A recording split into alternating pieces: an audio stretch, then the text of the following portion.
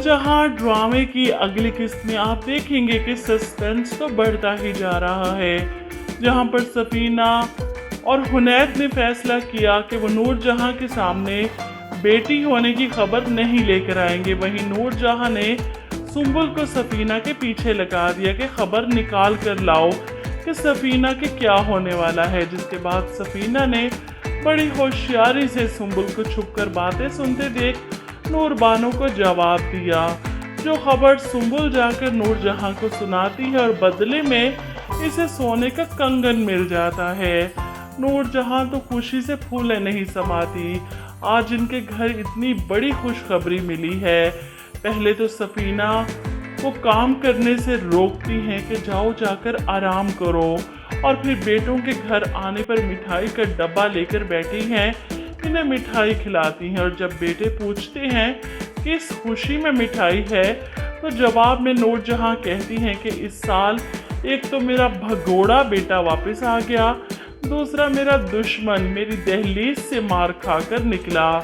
मेरे बेटों ने इसे मेरी जिंदगी से नहीं बल्कि अपनी जिंदगी से भी निकाल बाहर किया, और तीसरा मेरे पोते की आने की खुशी में।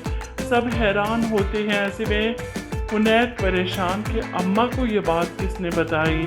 ऐसे में नूरजहां हुनैद से कहती हैं तुमने तो छुपा ली मुझसे ये बात कि सरप्राइज दोगे, लेकिन देखो मैंने भी पता करवा ही ली। सुंबुल ने मुझे ये खुशखबरी सुनाई है, इसने सफीना और बानो की बातें सुन ली थी ना। हुनैद के चेहरे पर परेशानी देखकर नूरजहां को शक गुजरता है, और वो इसी शक की वजह से इसका हाथ पकड़कर अपने सर पर रख लेती हैं। खाओ मेरी कसम और बताओ मुझे क्या होने वाला है तुम्हारे यहाँ।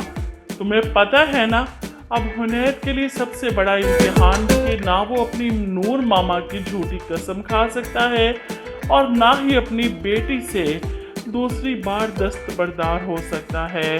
आजमाइश है इसके लिए, लेकिन माँ की झूठी कसम फिर भी नहीं खाएगा, और मुझे लगता है कि वो बता देगा कि मेरी बेटी है और मुझे दिलो जान से कबूल है।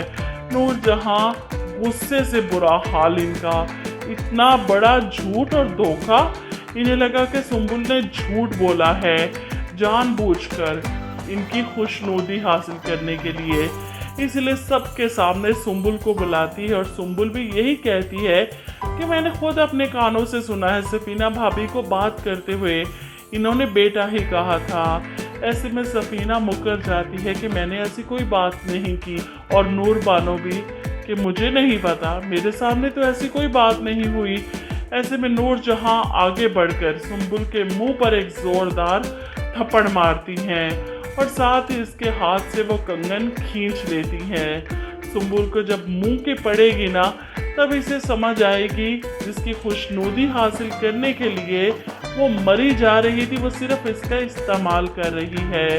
वहीं दूसरी तरफ मुराद जो नूरबानो की बात मान लेता है, क्योंकि ऑफिस में जिस तरह हुनैद भाई से धुतकारते हैं, सिर्फ इस वजह से कि वो अपनी बीवी के तोहफे के लिए डायमंड मंगवा रहा था ताकि इसे नेकलेस गिफ्ट कर सके, और हुनैद भाई से इसकी औकात याद दिला देते हैं।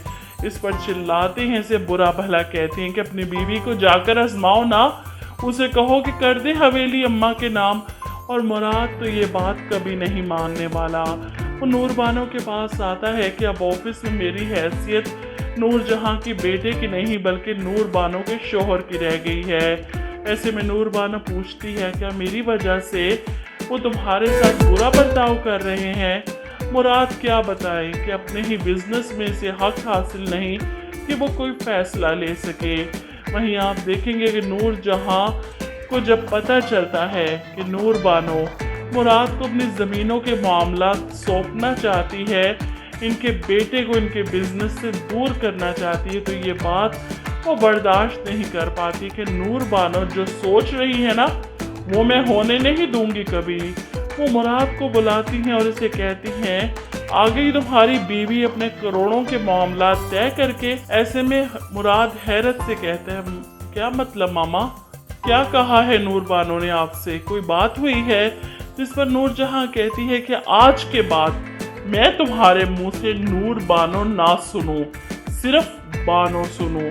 और अपनी माँ की इस ज्यादती पर मुराद कभी नहीं मानेगा। मैं कैसे उसका नाम बदल सकता हूँ जो नाम उसके बाप ने दिया है। मामा, यहाँ पर आप गलत हैं, ज्यादती कर रही हैं।